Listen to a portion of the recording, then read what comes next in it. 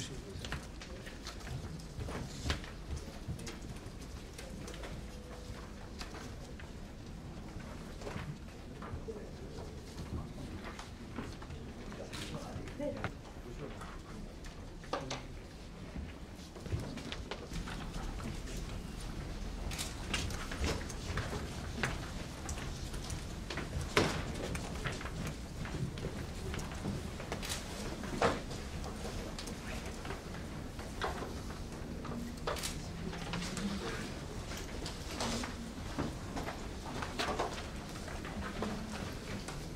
위원님들이 누가 오셨기 때문에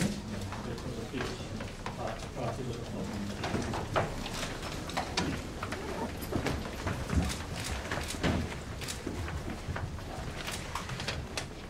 세월호 참사에 희생된 분들과 이주된 분들로서 다 아시겠습니다. 여러가지 도움을 좀 주시기 바랍니다. 그러면 지금부터 제시적으로 시작했는데 오늘 일정은 거기 경과 보고에 이어서 의안 보고 및 심의 의결이 있습니다. 진상조사 신청 개시에 대한 저위원회 방어가 되었습니다. 그러면 또 진상조사 신청 개시 후보 추진에 대해서 좀 보고해 주시죠. 경과보고 좀. 네. 저 11차 위원회 회의 경과를 보고드리겠습니다. 지난 8월 24일 월요일에 개최된 제11차 위원회 회의는 위원 14분께서 참석하셨으며 의안번호 제15-34호 4.16 세월호 참사 특별조사위원회 부위원장 선출안과 의안번호 제15-35호 4.16 세월호 참사 특별조사위원회 청문회 운영 규칙 수정안을 모두 원안 의결하였습니다. 또한 5급 신규 채용자에 대한 위원회 심사안에 대해 위원회에 보고하였습니다. 기타 사항으로 제9차 및 제10차 회의록에서 표결 내용 기재 시 찬성위원회 성명을 표기하도록 요청한 건에 대하여 보고드리겠습니다.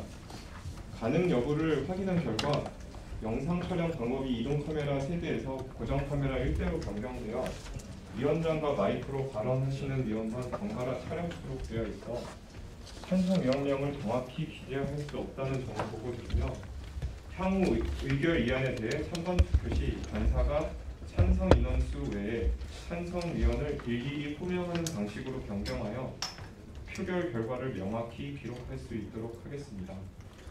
예.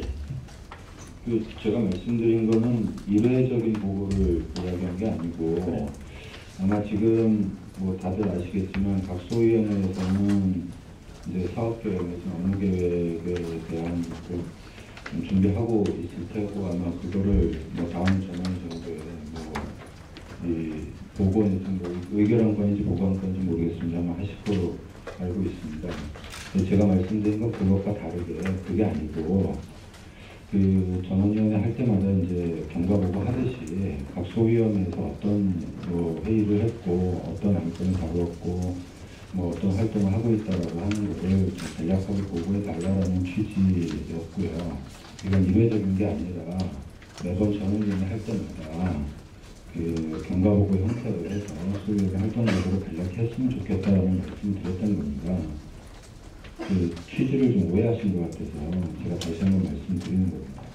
그런데 그 해당 소위에 속하지 않는 위원들 입장에서 보면 도대체 그 어떤 논의를 어떤 안건을 가지고 어떤 논의를 했는지에 대해서 전혀 알지를 못합니다.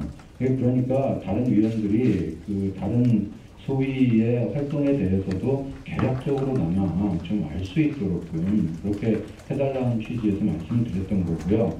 우리 운영규칙에 의하면 소위원회 활동은 전원이와 마찬가지로 공개하는 것이 원칙이고 회의록도 공개하도록 되어 있습니다. 그런데 회의록 공개는 아무래도 다음번에 그 다음 차기 회의에서 이제 위원들 뭐 서명도 받고 이런 절차를 거쳐서 해야 되기 때문에 시간이 상당히 걸립니다. 그래서 그 전에 소위원회에서 어떤 활동을 했다라고 하는 것에 대해서 좀 알 수 있도록 간략히 보고해달라는 취지로 말씀드렸던 겁니다. 우리 그 지금 위원님들이 소위원회도 소속돼 있고 각 소위원회마다의 그 입장도 있을 것 같고요. 그 지금 여기서 저는 각 소위원회 의견을 들어보고 그 다음에 거기 해야 되지 않을까. 지금 이제 윤석열 의원이 말씀하시는 거 전혀 이해 못할 바도 아니고 저도 궁금한 내용들이 좀 알고 싶긴 한데 그렇다고 해서 지금 각 소위원회가 지금 그렇게 운영되는 상황을 소위원회 걸로 이렇게 보고하라고 하는 식의 거라면 사실은 지금 이제 부위원장이 사무실하고 소관이 넘어가는 범위라서 내가 말씀드리기가 좀 불가하다는 생각이 들어요. 네, 지금 뭐 말씀하시면 잘 정리되고 있다고 생각되는데요. 저는 이효정 의원이 제기한 것이 보고를 뭐 시간을 많이 쓰라는 무슨 뜻은 아닌 것이고요. 그리고 간략하게 보고하면 되는데 더 취지는 다른 위원회 소속 소위원회 소속된 위원들도 다른 소위원회에서 활동하는 것에 대해서 혹시라도 뭐 좋은 의견이 있으면 논의된 안건을 보고 이런 거 했으면 좋겠다는 정도의 보도를 할 수 있는 그런 기회를 갖자라는 뜻이라고 봅니다. 그래서 그게 뭐 논쟁을 하고 뭐 이런 게 아니고 의견을 교환할 수 있는 거라면 회의 석관에서 얘기를 하는 것 시간을 내서라도 하는 게 필요하다 이런 생각이 듭니다. 팀의 조상 규칙이 결국만 빠지는 그런 문제야.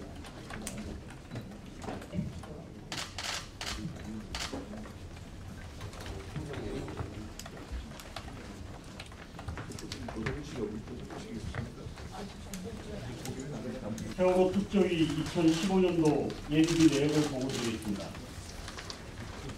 먼저 예비비 기록입니다. 위원회 인건비 및 운영경비 그리고 각 소위별 사업비 등으로 89억 원입니다. 15년도 세부 내역을 보면 사업비가 14억 원, 인건비가 19억 원, 운영비가 18억 원, 정상경비 5억 원 등으로 배정되어 있습니다. 실국별 내역을 보면 먼저 행정지원실이 70억 6천입니다. 진상규명국이 6억 7천, 안전사회과가 1억 2천, 피해자 지원 점검과가 3억 2천입니다. 실국별 세부사업 내역을 보면 행정실 70억 5천 중에 인건비가 18억 9천, 운영비가 17억 7천, 여비가 약 1억 원 정도 되고요. 직무수행 경비가 약 2억 8천, 그리고 자산 취득비가 32억 8천, 그리고 홈페이지 구축 및 운영이 1억 2천 정도 됩니다. 다음 페이지입니다. 진상규명국을 보면 참사 관련 전문 자료 조사가 3,200, 그다음에 3D 모형 제작 및 시뮬레이션이 1억 2천, 세월호 참사 디지털 포렌식이 2억 6천 등입니다. 그리고 안전사회과 1억 1천 중에 안전 분야별 전문위원회 구성 운영이 약 5,100, 그리고 대형 사고 등 사례 분석이 3,600, 안전사회 세미나가 3천만 원 정도 있습니다. 그리고 피해자 지원 점검가 3억 6천 중에서 지원 실태 기초조사에 3억 6천이 배정되어 있습니다. 사후 조치 계획을 말씀드리겠습니다. 급여, 공사대금, 제세 공과금을 우선 집행하겠습니다. 그리고 빠른 시일 내에 기간명비, 사업비 등을 정상적으로 집행해서 위원회 운영에 차질 없도록 하겠습니다. 이상입니다. 네, 수고했습니다. 예비 관련해서 특별하게 질문할 수 실국별 세부사업 내역표를 보니까 자산 취득비가 지금 32억 8,600만 원입니다. 해당된 예산의 거의 한 40%에 육박하는 돈인데요. 여기에 뭐 임대 보증금 같은 게 포함되어 있는 돈입니까? 예, 맞습니다. 보증금이 얼마 정도 포함되는 겁니까?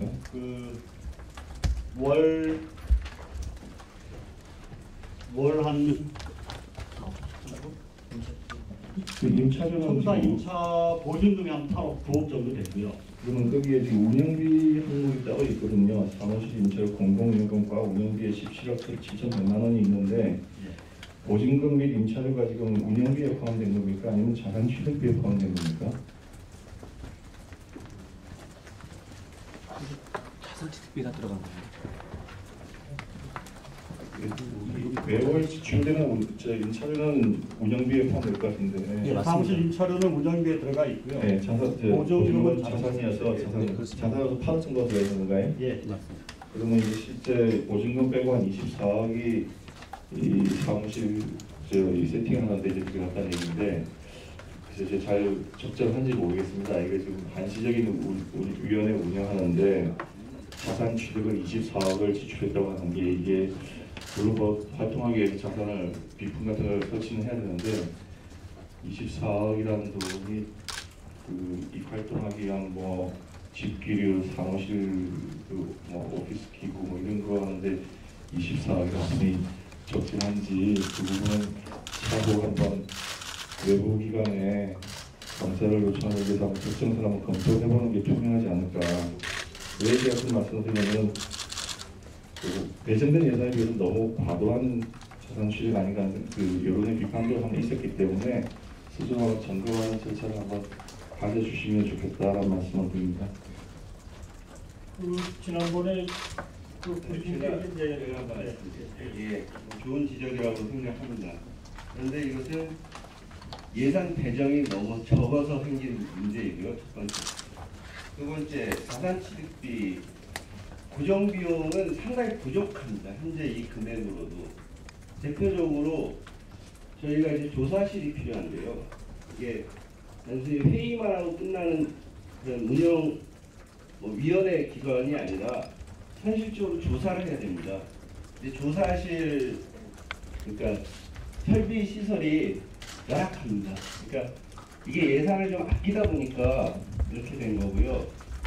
차 의원께서 말씀하신 예산 관련 부분에 대해서는 좀 더 배정된 예산도 적정했는지부터 외부에 의뢰해서 객관적인 평가를 받아보는 건 좋다고 생각합니다. 아니, 지금 간략히 할 기회를 주셨으면 합니다. 신상 발행하고 있는 예, 신상 발언입니다. 네. 유감스럽게도 저는 오늘 그 유신상의 사선으로 비상임 위원실에서 사의를 하고자 합니다. 그래서 이렇게 인사를 꾸준히 기회가 이 자리밖에 없다고 생각을 해서 말씀을 드리게 됐습니다.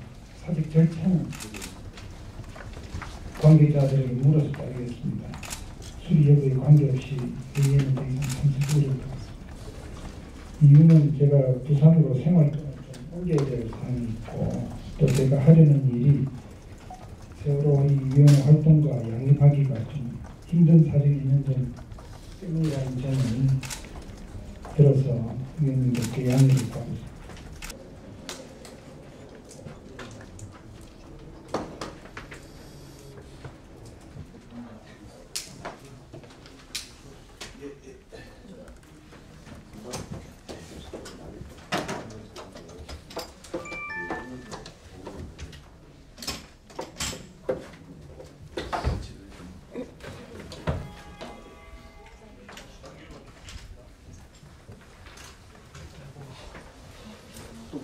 예, 다시 공개로 바뀐대요.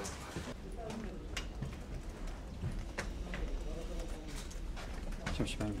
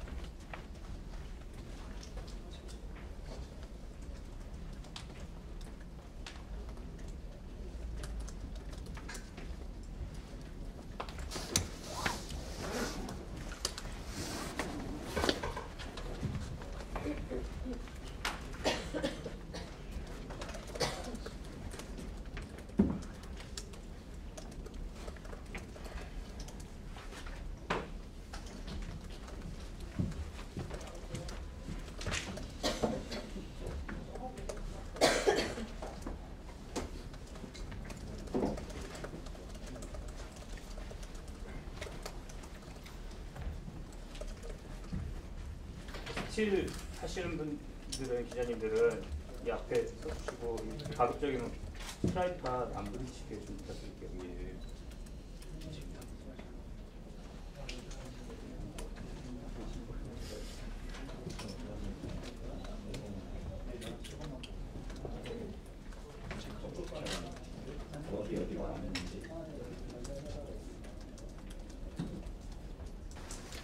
지금부터 세월호 특별조사위원회가 오늘부터 진상조사 신청을 개시합니다. 이에 따른 위원장님의 담화문 발표가 있겠습니다. 그럼 위원장님의 담화문 발표부터 진행하겠습니다. 예, 여러분들 안녕하십니까? 다음을 발표하겠습니다. 2014년 4월 16일 세월호 참사로 인해 295분의 고귀한 생명이 우리 곁을 떠났습니다. 9분의 미수습자들은 아직 사랑하는 가족들 품으로 돌아오지 못하고 있습니다. 179분의 생존자들은 시시때때로 자살 충동을 느끼는 등 심한 트라우마에 시달리고 있습니다. 이 믿을 수 없는 비극적 사건으로 우리 모두가 엄청난 충격을 받은 처음 어느덧 500일을 넘어섰습니다. 지난해 수많은 국민들께서는 참사의 진상을 철저히 규명하고 다시는 이런 일이 발생하지 않는 안전한 사회, 생명이 존중되는 사회를 만들고자 하는 열망을 모아주셨습니다. 이를 바탕으로 세월호 특별법이 제정되었으며 객관적이고 독립적으로 업무를 수행하기 위한 조직으로 저희 4.16 세월호 참사 특별조사위원회가 설립되었습니다. 이제 세월호 특조위는 그 본연의 임무인 진상규명 활동을 본격적으로 수행하기 위해 9월 14일 월요일부터 진상조사 신청 접수를 시작합니다. 참사 500여일이 지나서야 조사를 시작하게 된 점에 대하여 유가족들과 국민들께 참으로 죄송하고 대단히 송구스러운 말씀을 드립니다. 진실을 밝히기 위한 첫 발을 떼는 데까지 시간이 걸린 만큼 활동에 대한 각오를 단단히 하겠습니다. 특별법과 국민들이 저희에게 부여한 세월호 참사의 진실규명, 안전사의 건설, 그리고 피해자 지원이라고 하는 임무의 막중함을 잘 인식하고 있습니다. 그렇기에 이러한 장애물들이 저희의 앞길에 놓인다고 하더라도 저희를 반드시 대처 나가겠습니다. 진실을 향한 과정에 성역은 없을 것이며 조사 작업은 지체 없이 진행할 것입니다. 저를 비롯한 여러 위원, 실무조사관 등 특조위의 모든 구성원들은 온 힘과 열정을 다해 진상규명에 매진하겠습니다. 유가족들에게 여한이 남지 않도록 최선을 다해 진실을 밝히고 국민과 역사 앞에 당당할 수 있는 활동을 전개해 나가겠습니다. 세월호 참사는 단순한 사건이 아니었습니다. 안전보다 이윤, 생명보다 돈을 향해 맹목적으로 달려가던 우리 사회의 구조적 모순이 나은 계기였습니다. 또한 여타의 사건, 사고들과는 달리 우리 사회의 허술한 민낯을 한순간에 드러낸 갖가지 부조리와 비리의 단물이었습니다. 때문에 참사의 원인을 밝히는 것은 우리 사회의 어두운 면을 들여다보는 일이며 그래서 더 아프고 더 힘든 일일지 모릅니다. 그렇다고 피해갈 수는 없습니다. 아프고 힘들고 어려울수록 세월호 참사의 진실은 더 철저히 드러내야 합니다. 그래야 희망이 있습니다. 참사를 발생케 했던 책임을 분명하게 밝히고 살수했던 이들을 제대로 구해지 못했던 그럼에도 불구하고 마치 대부분의 승객들이 구조된 것으로 오도된 참사 초기의 사정과 이유를 규명해야 합니다. 이를 바탕으로 이러한 참사가 더 이상 발생하지 않도록 해야 합니다. 만약 이 일을 제대로 해내지 못한다면 우리 사회는 또 다른 참사를 면하기 어려울 가능성이 많고 그렇게 되는 경우는 우리 중 누군가는 그 다음 희생자가 될 것이기 때문입니다. 세월호 참사로 인해 사랑하는 이들을 떠나버린 유가족들과 지금도 힘든 하루하루를 보내고 있는 생존자들은 한결같이 세월호가 침몰한 원인과 원인을 밝혀달라고 요구하고 있습니다. 구조하지 못한 이유가 무엇인지 납득할 수 있는 설명을 해달라고 소리 높여 말하고 있습니다. 참사의 진정한 극복은 피해에 대한 금전 보상만은 충분하지 않습니다. 이를 넘어서 참사를 둘러싼 여러 의혹들을 숨김없이 드러내고 실제 있었던 사실을 있는 그대로 확인하는 작업이 선행될 때 비로소 가능해집니다. 이것이야말로 희생자를 추모하고 생존자의 고통을 치유하며 유가족들을 위로해드릴 수 있는 진정한 방법입니다. 그리고 우리 사회의 같은 구성원이었던 희생자와 생존자 그리고 그 가족들에 대한 국가와 사회의 의무이기도 합니다. 진실을 밝힐 때나 참사로 인한 사회적 문제를 극복하고 우리 사회가 한 단계 나아갈 수 있을 것입니다. 이와 관련해 국민 여러분께 몇 가지 당부 말씀을 드리고자 합니다. 앞으로 이러한 참사가 발생하지 않도록 하기 위해서는 진상규명 외에도 이에 대한 우리 모두의 다짐과 노력이 필요합니다. 참사를 반성하고 희생자를 애도하며 영구적으로 기억하는 등 집단적 책임의식을 갖는 것도 대단히 중요합니다. 이런 일들은 일부의 의지와 노력만으로는 해낼 수 없습니다. 모두 함께 손잡고 동참할 때만이 현실로 구현될 수 있습니다. 세월호 참사의 진상규명을 위한 길에 국민 여러분의 많은 관심과 격려를 부탁드립니다. 우리 모두 힘과 지혜를 모아 더 안전한 사회, 생명을 존중하는 대한민국을 만들어 갑시다. 감사합니다. 시간 사정상 몇 분의 질문만 좀 드리도록 하겠습니다. 현장에 오셨습니다. 예. 행목에서 사고 현장을 사고 현장에 배를 타고 오셨는데 가지선을 올라가 보시지 못했습니다. 제가 동거차도 섬에서 우리 위원님들 특조기가 오시는 분들을 제가 다 지켜봤거든요. 예, 이 부분은 내일 정례 브리핑 시간에 혹시 시간이 되면 말씀드리도록 하고요. 저한테 일단 물어보시고 지금 전후 사정을 모르니까. 네. 지금 형자, 욱자. 네. 형. 지금 이렇게 두 분이 저희 과에 이제 제가 과장 같은 명함에는 담당관 이렇게 쓰여 있고 두 팀이 구성이 돼야 돼요. 하나는 언론, 하나는 이제 국회 정부. 그런데 국회 정부 쪽을 담당하실 분이 아직 파견돼서 오시질 않으셨어요. 그래서 이제 그분이 오시면 그분이 그쪽 팀을 맡으실 거고, 그다음에 언론 홍보 쪽을 김영욱 팀장님이 맡고 계시고, 이제 일단 회사, 신문사, 언론사라고 하는 곳에 다니는 기자들은 세월호와 관련돼서 세월호 특조위와 관련된 걸 지속적으로 취재하기도 쉽지가 않아요. 안에서 그 월급 밥값 때문에 이제 여기저기를 이렇게 취재를 시키니까 지속적으로 세월호 특조위를 취재하기도 쉽지 않거든요. 그러니까 자주 보이고 관심이 있고 지속적인 지속적인 기자들을 이제 저희도 좀 파악이 되는 거예요. 네, 그래서 다 알리지만 그것에 관심 있는 분들, 그죠? 관심 있는 부분들한테는 꼭 확인을 하고 메일이 갔느냐 자료가 갔느냐 똑같은 자료를 드리지만 그런 방식을 좀 하고 있어요. 그게 근데 오늘 같은 경우는 사실은 안건지도 예전에는 계속 발표가 됐는데요. 오늘은 그게 일반 사람들한테는 제공이 안 되고 기자들은 그것들을 받아봤거든요. 그러니까 뭐 전체적인 회의 자료는 아니더라도 그런 저희도 모니터단으로 계속 오고 있는데 언론사하고 정보의 불균형이 지금도 뭐 작게든 크게든 존재하는 것 같고요. 그런 부분들을 조금 도와주셨으면 하는 바람이 있습니다. 지사버님도 문자 같은 거 바라보신다고 했는데 저희 중에 일원에 한 분은 사회적TV를 좀 등록을 해서 전체 언론에게 배포되는 것들을 좀 알려주시면 저희도 일정 부분 공유를 한다든지 이런 방법도 있을 것 같고요. 그래서 저희도 조금 특조위를 좀 잘 지켜보고 많은 필요한 부분들을 시민들이나 국민들한테 알릴 수 있는 역할을 저희가 하려고 자임을 해서 이제 모였는데요. 그것들을 좀 잘할 수 있게 도와주시는 것도 지금 언론과 홍보 맡고 계신데 고맙습니다. 수고하셨습니다. 수고하셨습니다. 예, 고맙습니다.